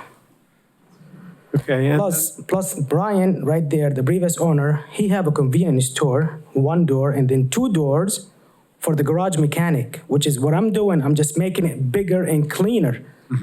He have coffee, he have chips, he have drinks, he have Pepsi, he have Monster. I used to go to him and see him all the time. He have all this. It's not like I'm just making it fancier. That's all. Plus the traffic right there, it's gonna stay the same traffic. People going to Shell, and now people go to Shell, but now it's gonna be like, they're gonna go to both stations. So an example, if like 50 cars is gonna go a day, it's gonna be 25 to 25, something like this, similar to this. That's all. I'm not gonna bring a traffic from Richfield to Cleveland Heights. Plus, I'm there to help all the community for everything they need. I've been doing it for about 20 years. I know I look young, but I'm full expert. okay, I have one more question for you. How time sensitive is the approval of your application to you? I'm sorry, one more time. How time sensitive? If we don't approve it at tonight's meeting and we delay for a month for some further study on traffic and some of the neighbors' concerns, It's fine if, at least if you let me at least just work at inside or like fix the aluminum, take all these doors down, fix the aluminum, put the upfront door, work at the building, do like nice color paint. That's fine, but I don't mind even to put right here, even to put like instead people goes down, just tell them to go only one way. I don't mind to put sign here, do not go down to Essex. That's fine. Okay, but You can here's, put like a sign here, only left turn only. I don't mind. yeah, let me ask just to follow up on your So point. they don't go down to the neighbor. Right, but if you went ahead and proceeded on the assumption that we were going to approve the conditional use permit for the changeover to the retail operation from the repair facility, and we didn't make that approval, that would be harmful for you, would it not? You're right. In other words, you're saying if he spent the money on fixing up the building. And then we didn't do approval. That's why I'm asking how time sensitive it is to start the work. I was gonna start right away, but whenever everything be good, I start. That's fine. I can wait another 1 month or so. Okay. I appreciate that. Anybody else have questions for the follow-up questions for the applicant? Thank you. Thank you very much. All right, at this point, we're done with our testimony. Would anybody like to make a motion on this case?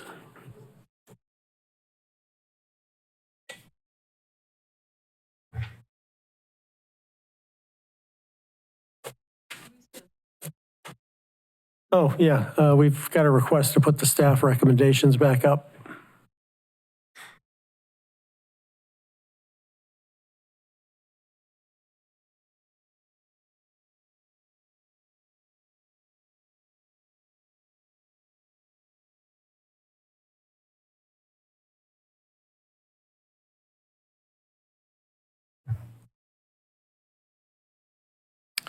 So, point of information, conditions 1 and 2, that this use can't be injurious to the use and enjoyment of other properties in the immediate vicinity or create a nuisance for adjacent properties, and that the applicant is to work with city staff to resolve any complaints with neighbors. Those are the same conditions that we required of the previous applicant when concerns were raised that there might be some impact on the surrounding properties. And I think that we might want to articulate a reason why that was acceptable in the previous case, but would not be in this one. But that's a good point that you raised, because the situation at the Beremic case is quite a bit different. The nuisance that had been a problem for the neighbors is being removed by the change that they're doing in the business. Whereas in this case, the public is arguing that the change that we're being asked to consider to approve would be more injurious than the previous situation had been when Brian's was just operating as a gas station repair facility with less traffic coming in and out of there. And I think that's a distinct difference between the two cases. The language is fairly boilerplate on a lot of these conditional use permits. We ask everyone to operate in ways that are not going to cause problems for the adjoining properties or the adjoining neighborhoods. That gives us our leverage when problems do occur, and the commission can address them. And we've had a couple of cases in the past few years where we've had to pull people in because of public complaints of how they were operating, or our own inspections were done when we observed noncompliance with the conditions of the permit that they were issued. And so in this case, my thinking is, and I'm thinking out loud here, that I'm thinking with the applicant acknowledging that, we could take a little time to consider all the factors that you've presented in this case to decide what we want to do, because technically it is a commercial business district that your neighborhood abuts up against. I live a block off a very busy commercial district where his other station is. And so I'm fortunate not to have seen problems from that situation. But Cedar Road is a busier street, I think, sometimes than Lee Road is over there. Maybe they're the same. I couldn't tell you for sure. But I think it's an important consideration that we need to make. And I don't see a problem with us taking a short delay on this case and tabling our decision for at least a month so that we can go back to the chief and discuss further issues. We can, discuss this in the planning department and with other city officials to see what is the right thing for us to do in this case, rather than just make a decision this evening. Those are my feelings.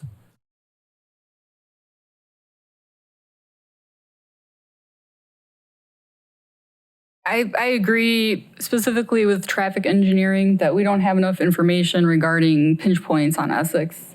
I live on Dellwood, so I'm very familiar with seeing backing up traffic and getting in and out of Shell and spillover, which I do believe the new gas station will accommodate some overflow and help in a way.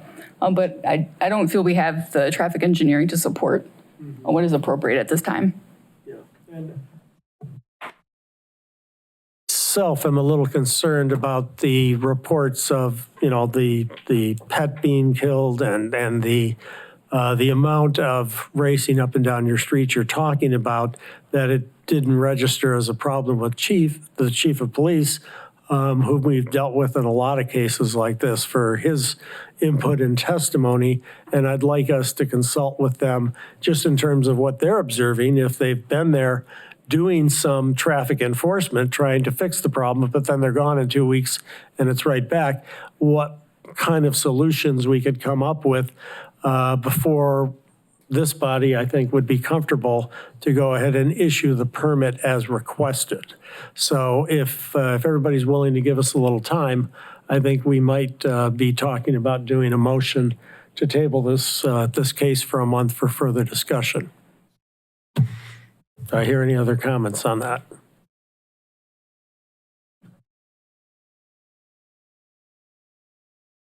Hold for a moment. Is it appropriate to take another public comment? Well, you're in deliberation now, so you. Okay.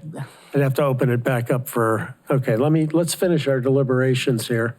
Is there any consensus for what I'm suggesting? Yes. How about down this way? All right, would somebody? If we could, while we're deliberating and fact-finding over the next month, if we could sort of be mindful that some things are directly within the applicant's control and some things are sort of indirectly affecting the residents. And we need to find a balance of what's needed because everybody's issues are important. But only some of them are going to be able to be addressed by the applicant, but yet the residents' issues must be addressed one way or another.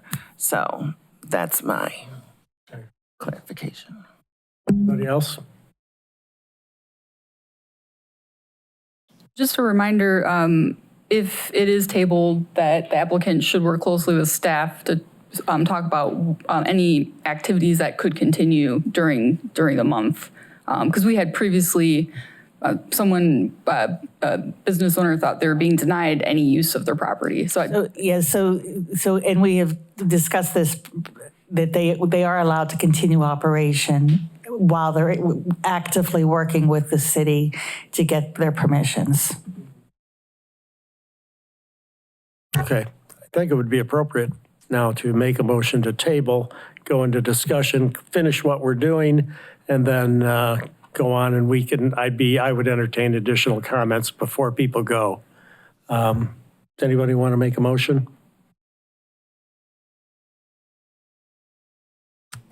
Well, ask your question. Okay, so I have a question. How do the residents communicate formally or in any way with staff? So we have all of the public comments, and it's appropriate for them. This is a planning commission case, and so it's appropriate for them to come to this hearing and communicate with you or to send in emails. I mean, obviously, it just like anything, they're always welcome to call the planning commission or the planning department, especially about the concerns of existing conditions. And it sounds like they've reached out already, and I have an idea of where those emails might be, but it's perfectly appropriate for that traffic to be discussed. For the dialogue to with the appropriate parties, correct? Yes, absolutely. And we've seen it at work over the last few years when we've had to revisit permits that were out there that were issued. So I think this is a normal thing that we should be considering doing at this point. But I'm not comfortable in proceeding with an approval vote, but I would like to see a different kind of motion if anybody wants to make it, or I will make it myself. Hearing nobody else, I'm going to go ahead and make the motion that on case 2603 Race Fuel 2294 Lee Road, on their request for a conditional use permit for their on-site gas station and the conversion to the existing mechanical shop to a convenience store, per the code chapters cited, that we table this for 1 month until we've had more time to investigate the case and the concerns of the neighborhood before we issue the conditional use permit for the staff-approved recommendations or for any alterations we might have made this evening at this meeting to proceed. Do I hear a second? Second. Okay. Any further discussion? Good? Everybody good down that way? Okay, that closes what we're going to do about this case. Excuse me, Mr. Chair, did you take the vote? I'm sorry. Oh, I'm sorry. Yes.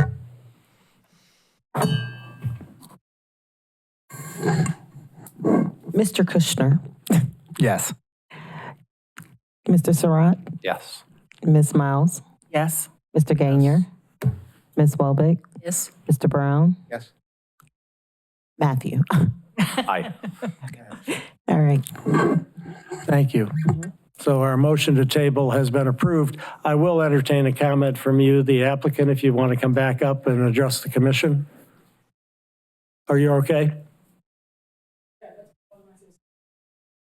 Okay. Ma'am, if you have one more thing to say, please, It's actually a question for, well, I'll get up here, but please.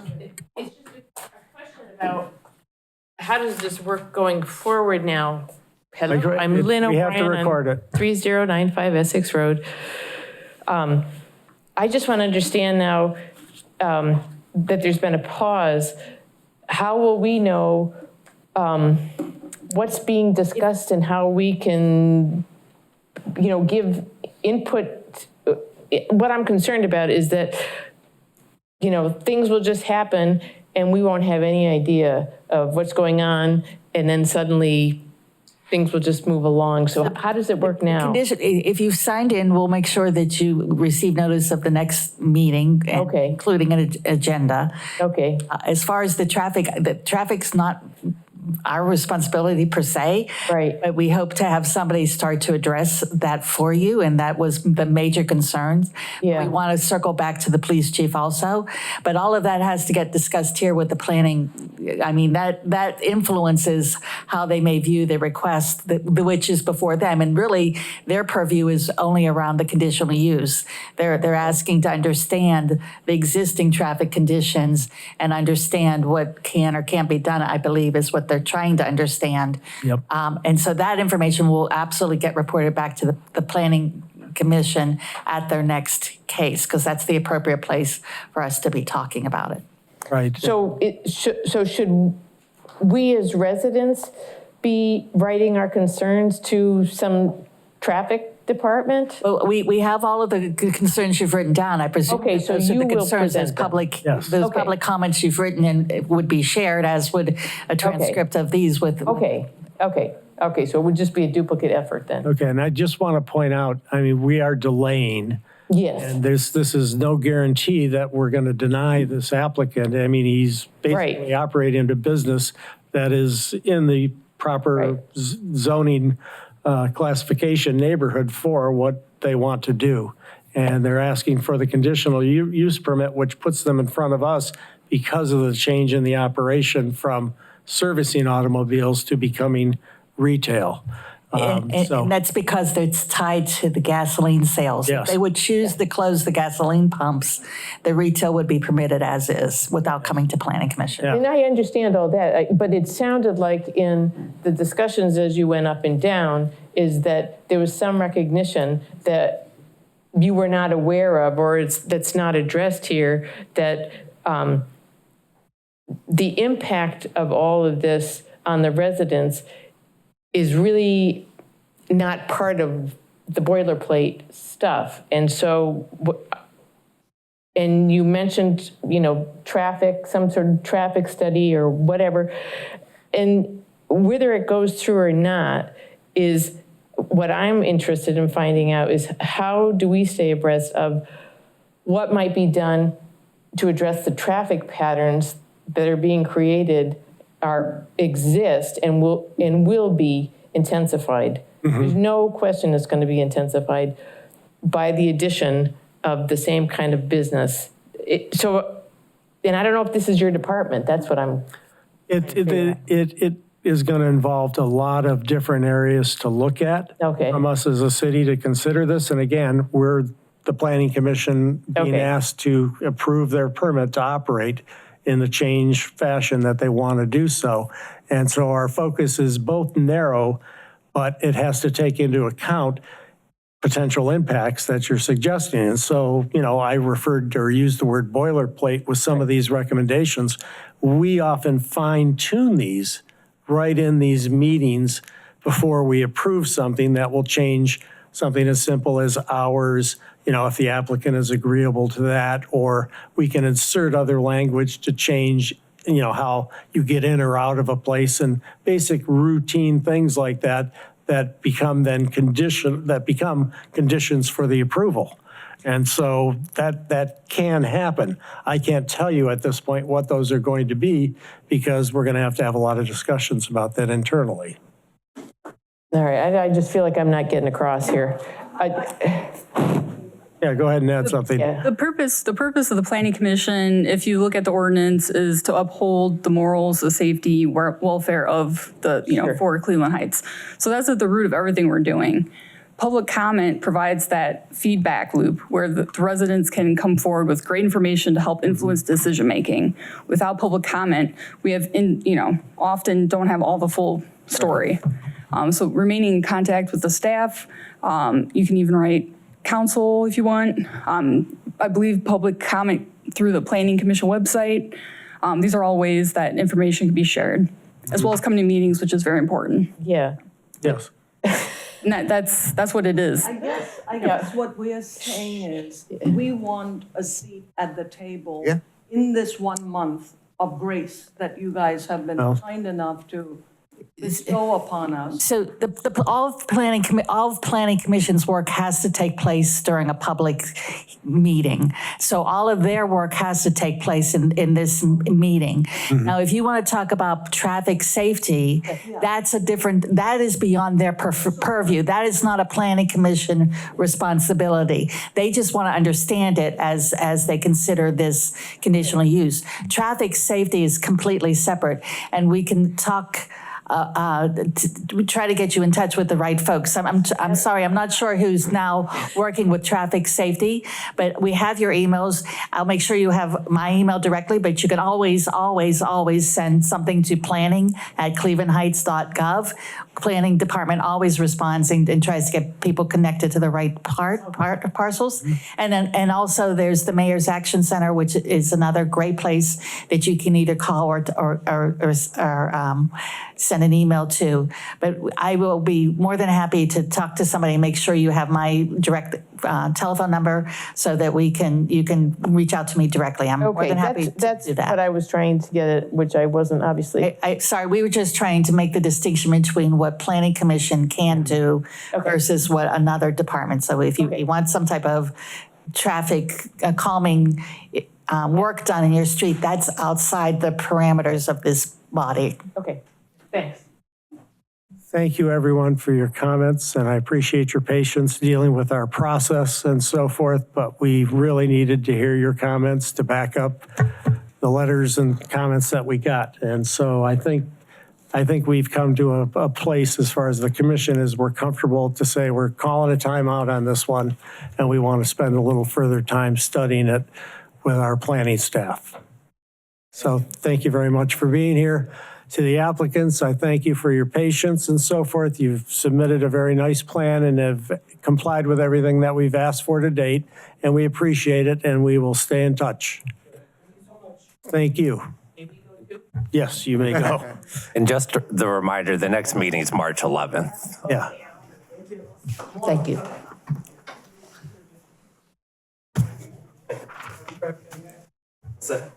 All right. So we have a couple things on the agenda. The one that's most important tonight, I'm going to handle next, and that is that we're asking the Planning Commission to appoint one member to our Housing Counseling Committee.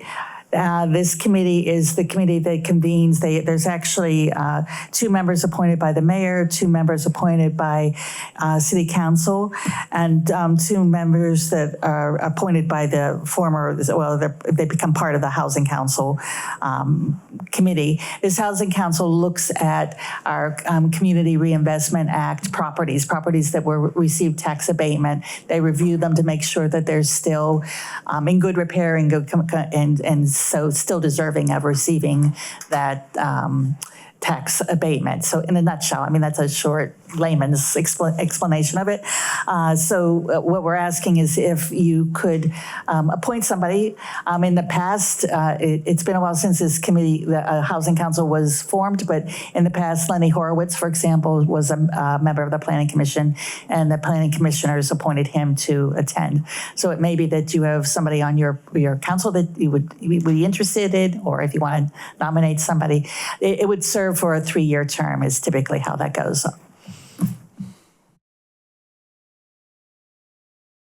We would love to have that tonight, yes. Is anybody interested? Question for staff. What's the time commitment on that look like? They will have typically 1 or 2 meetings. In the past, anyway, that's what it would be, and they usually would poll the members to see what a convenient time. Per what? 1 or 2 and what time? Good question. 1 or 2 within the year, because they're typically reviewing this before they have to report back to the county. Now, that's in the past. They could decide that this is a great committee. They could provide other input and find us additional services that they could perform. But I would not anticipate that it'd be something that would meet monthly, for example, maybe once a quarter. And obviously, if you were appointed and that turned out to be false, you always had that option of resigning and asking that somebody else be appointed in your stead. Ask again, is anybody interested? So if I could be so bold, even though this is my first meeting, I'd like to put myself forward as a potential nominee. My first internship that I ever worked at post-college was at Future Heights, where I did some work helping them to research the Community Reinvestment Act. So I've got some familiarity with it. Anybody else? Sure, do you want to make a counter proposal? I don't have an issue with my only concern was this is your first meeting and you don't have a lot of experience with how things go. Absolutely. Our meetings typically go a little smoother than this, but my apologies for that. But if you're willing to do it, I don't have a problem. I think he's got the credentials to do it. It may be nice just to do that in form of a motion, just to make sure that I don't skip a beat, if you don't mind. All right. So correct the language for me on the exact position, but I'm going to make a motion. So you're going to motion to appoint Matthew to the CRA Housing Council.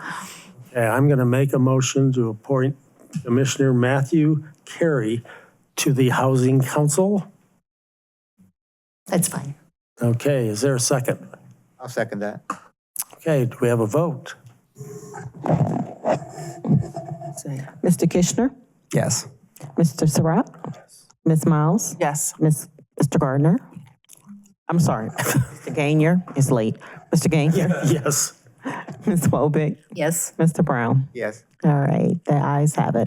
Abstain. Congratulations. Thank you for volunteering. We appreciate it. Next item. So the planning staff was going to do a brief update for you tonight, and I'm going to, because of the hour, give you the option of hearing me tonight, or I can hold it until March. If any of you have watched the Council's Planning and Development Committee meeting, it is posted, I'm sure by now. It's a similar presentation, but because we had just made it to them earlier this week, we thought we would bring it to you too. But again, What's the subject? I'm sorry. I probably. a planning update in terms of activities, both zoning and planning activities. So if you prefer, I can hold that until next time, or we can do it tonight. I happened to watch the video of that meeting yesterday, so I was up to speed on it and thought I would arrange a meeting to further discuss it with you. But if you think it'd be more appropriate to do it for the whole group in view of the hour, I don't have a problem moving it back to March, depending on how much stuff is on our agenda. We didn't receive any applications for next month, so I think this will be the only case. This as well as the continued case would be, so next month there should hopefully be plenty of time. Okay. And of course, if there's something else, and since you saw it, we can talk to you as chair if there's something you want us to further explain or get in more detail. I want to make an talk about appointment it. to come in and speak with Absolutely. you and Brooke and Eric and Absolutely. get better at doing this. We can do that. All right, then I will wait and give that presentation at the next. I believe that's all that's on the agenda.